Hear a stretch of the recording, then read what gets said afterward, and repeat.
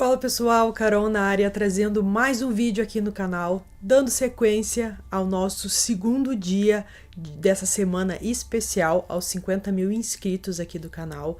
Hoje eu trago um caso para vocês que aconteceu em 1972 e como a gente estava aí há poucos dias, acabou as Olimpíadas, eu resolvi trazer esse caso, já que é sobre um atentado que aconteceu nas Olimpíadas de 1972 em Munique, na Alemanha. Se você gosta desse tipo de conteúdo, se inscreve no canal, deixa o like, isso ajuda muito, ativa o sininho e para quem quiser também seja membro aqui do canal que você vai estar ajudando muito. Então bora vem comigo que hoje nós vamos conhecer o caso que ficou conhecido como o massacre em Munique ou o atentado nas Olimpíadas de 1972.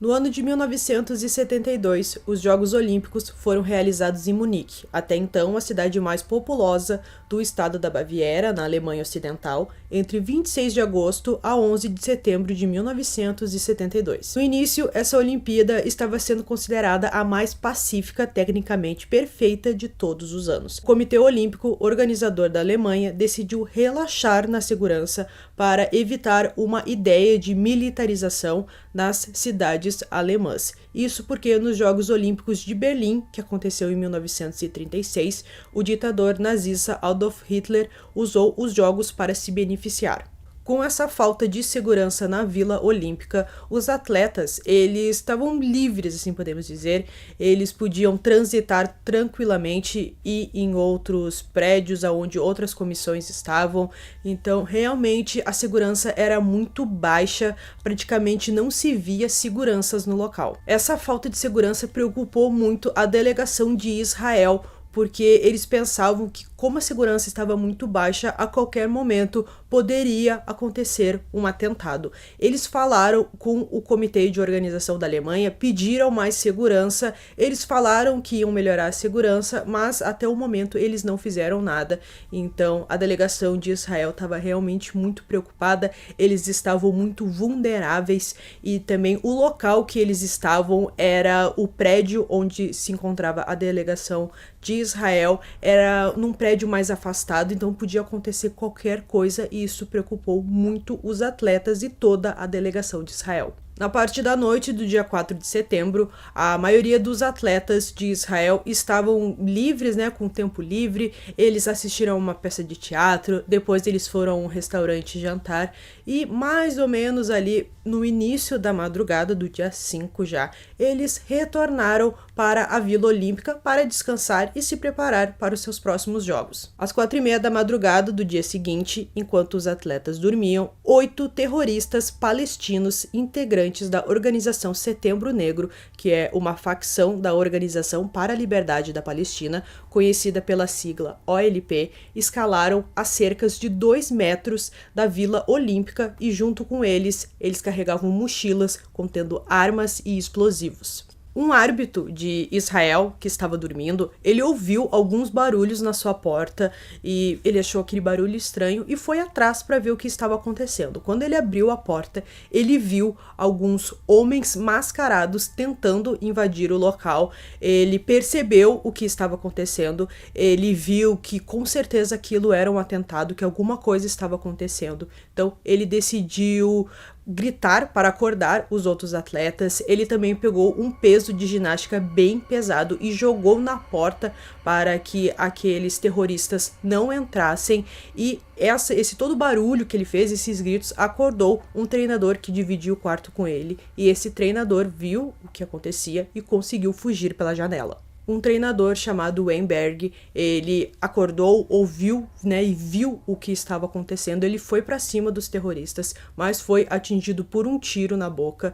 E os terroristas, eles estavam indo para um outro apartamento para pegar aqueles atletas e fazê-los de reféns. Mas o treinador Weinberg, ele falou que naquele outro apartamento não tinha nenhum membro que era de Israel. Então ele enganou os terroristas naquele momento e levou levou eles para um outro apartamento. O Weinberg, mesmo ferido, ele levou os terroristas até o apartamento 3. Quando os terroristas chegaram, eles conseguiram fazer alguns reféns, e como esse quarto estava cheio de lutadores profissionais, o Weinberg pensou que eles teriam alguma chance contra os terroristas, mas infelizmente todos foram pegos de surpresa e acabaram sendo capturados pelos terroristas. Enquanto os terroristas transportavam os seus reféns para um outro apartamento, o técnico Weinberg ele partiu para cima de novo dos terroristas e com isso ele conseguiu fazer que um dos reféns se libertasse e conseguisse fugir para a garagem, mas isso custou a vida do Weinberg porque os terroristas não perdoaram e atingiram ele com diversos tiros que foram fatais. O lutador Joseph Romano, um veterano da Guerra dos 6 Dias, também tentou se voltar contra os agressores, contra os terroristas, ferindo um deles, mas ele foi morto logo em seguida. Ao todo, os terroristas conseguiram fazer 9 reféns. Um dos reféns tinha apenas 18 anos. O corpo de Joseph Romano foi deixado no quarto dos reféns, como um aviso para quem tentasse resistir. Um dos membros da delegação de Israel ouviu todo esse barulho, os tiros, e ele foi diretamente para os apartamentos dos americanos e contou o que estava acontecendo. Então todo mundo correu, todo mundo fugiu, e aquilo já se espalhava pela Vila Olímpica do que estava acontecendo, e também alguns outros atletas de Israel estavam em outros apartamentos, então eles estavam seguros naquele momento. O sequestro chegou à mídia internacional e as autoridades de Israel, Estados Unidos e até da Jordânia condenaram o atentado e pediram a libertação dos reféns. Os terroristas exigiram a libertação de 234 detentos palestinos presos em Israel. Também pediram a soltura dos alemães Andreas Bader e Yuri Menioff, que eram membros da fração do Exército Vermelho.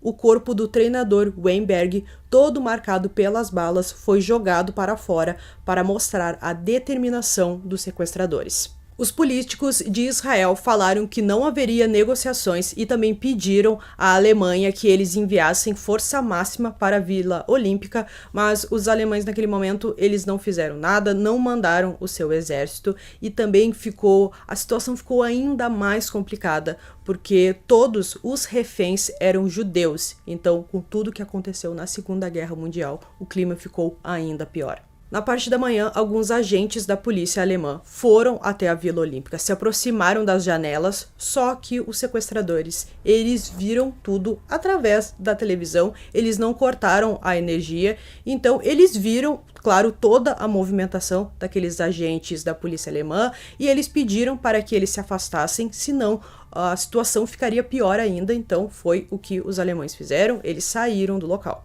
Os negociadores pediram para falar com alguns reféns, então 2 reféns se aproximaram da janela com algumas armas apontadas para eles e eles não puderam responder muita coisa. Pelo que se podia ver nesse momento, os reféns foram agredidos durante a madrugada dentro do apartamento. Os terroristas mudaram de ideias e agora passaram a pedir por um avião e também helicópteros. O governo alemão concordou e enviou 2 aviões para transportar os reféns até a base aérea de Fürstenfeldbruck. A ideia da polícia alemã era fazer uma emboscada para que os terroristas, quando eles embarcassem no avião. Eles viram também que a distância dos apartamentos até os helicópteros eram de 200 metros, então a polícia alemã também acionou atiradores de elite. O líder dos terroristas, chamado Latif Afif, insistiu em inspecionar o caminho entre o helicóptero e o apartamento antes dos reféns serem levados ao avião. Isso pegou a polícia alemã de surpresa e o Afif ele estava acompanhado de alguns colegas terroristas e 3 reféns. Os agentes alemães que estavam esperando por uma oportunidade de emboscar os palestinos tiveram que deixar as suas posições às pressas. Essa movimentação chamou, é claro, muito a atenção dos terroristas, que perceberam que algo estava errado. O Afif então pediu um ônibus que levasse até os helicópteros. Os agentes alemães, perto do apartamento, do aeroporto, eles não estavam bem armados, e isso com certeza mostrava que eles não tinham nenhum preparo para aquela situação. Toda aquela situação virou uma bagunça e aqueles policiais que seriam atiradores de elites, alguns nem eram atiradores de elites, eles só estavam ali cumprindo uma função que nem ao menos eles sabiam direito. Um Boeing 727 foi então separado para os terroristas, como eles haviam pedido. A tripulação da aeronave era formada por agentes alemães disfarçados. O líder dos terroristas, mais uma vez, iria inspecionar a aeronave antes do resto do seu grupo e os reféns entrassem. O plano era pegar os 2 primeiros palestinos enquanto eles entravam no avião, com o restante do grupo sendo abatido pelos atiradores de elite do lado de fora. No total, todos os 8 terroristas chegaram no aeroporto e junto com 2 helicópteros cheios de reféns. Quando o avião chegou, os alemães que estavam disfarçados dentro do avião simplesmente abandonaram a missão sem nenhum aviso e as únicas pessoas que estavam preparadas até o momento eram 5 atiradores de elite. Às 10h30 da noite do dia 5 de setembro, quando o avião passou no aeroporto, 4 dos 6 terroristas presentes ficaram para trás, guardando os reféns, enquanto o líder Alif e mais um avançaram para inspecionar o avião, cedido para a fuga pelas autoridades alemãs. Quando os 2 terroristas entraram no avião, eles viram que não tinha tripulação e eles perceberam que havia algo errado e eles perceberam que aquilo era uma emboscada. Então os 2 saíram correndo e um dos policiais da Alemanha atirou neles e sem nenhuma ordem nem nada, então começou um tiroteio porque os outros também começaram a atirar e aquilo virou uma cena de guerra. No meio do tiroteio, 2 terroristas e um policial morreram e aquilo virou uma confusão totalmente. Os reféns que estavam dentro de um helicóptero, eles estavam presos, então eles nem conseguiam fugir e aquilo era tiro para tudo que é lado. Com certeza a polícia alemã não estava preparada para aquela emboscada, deu tudo muito errado, eles não se planejaram bem e aquilo virou tiroteio para tudo que é lado, pessoas feridas e mortes. Com o tiroteio iniciado, os terroristas entraram em pânico. O Afif, o líder dos terroristas, cerca de 4 minutos depois da meia-noite do dia 6 de setembro, abriu fogo contra os reféns que estavam dentro de um helicóptero e foram atingidos a queima-roupa. O líder ainda jogou uma granada no helicóptero, matando todos os reféns. Apenas o corpo de um atleta foi reconhecido no meio dos escombros. O líder dos terroristas tentou escapar da área, mas encontrou mais policiais ao redor e morreu na troca de tiros. Outro terrorista chamado Khaled Jamal morreu baleado enquanto tentava fugir também. 3 palestinos decidiram se entregar. Yusuf Nazar, outro terrorista, conseguiu fugir, mas foi encontrado pela polícia nas proximidades e foi morto numa troca de tiros. À 1h30 da manhã de 6 de setembro, um pouco mais de 24 horas depois do começo do atentado, tudo estava terminado. Ao todo, 5 terroristas foram mortos, outros 3 foram capturados porque se entregaram e cerca de 11 reféns e um policial também morreram. Apesar da resistência inicial, o comitê organizador das Olimpíadas decidiu suspender os Jogos. Uma cerimônia foi feita no Estádio Olímpico de Munique, onde 80.000 espectadores e 3.000 atletas compareceram. Com informações mais tarde, ficou claro que o líder dos terroristas e mais um terrorista, eles trabalhavam na Vila Olímpica e eles estavam vendo qual seria o melhor dia para atacar, então eles tiveram muito tempo para ver o seu plano e preparar esse atentado. Pouco depois do massacre dos atletas, o governo alemão decidiu fundar uma unidade policial contra terroristas, o GSG-9, para lidar melhor com a situação semelhantes no futuro. Esta unidade se transformou num exemplo mundial no combate ao terrorismo. Em agosto de 2016, durante os Jogos Olímpicos no Rio, pela primeira vez aconteceu durante uma Olimpíada um reconhecimento oficial em memória das vítimas. Então, gente, concluindo esse caso aqui para vocês, é um caso um pouco diferente que eu trouxe, já que envolve mais a política, mas como tinha um atentado, um massacre, eu resolvi trazer para vocês. Acredito que alguns inscritos pediram para eu comentar sobre esse caso, então eu trouxe. E também, como eu falei, já que a gente passou há poucos dias pelas Olimpíadas, é um caso que aconteceu, é um caso muito sério e que praticamente nunca foi falado nas Olimpíadas, apenas em 2016 fizeram algumas memórias, né, às vítimas. Acho importante, então, a gente lembrar dos atletas que perderam a vida naquele dia.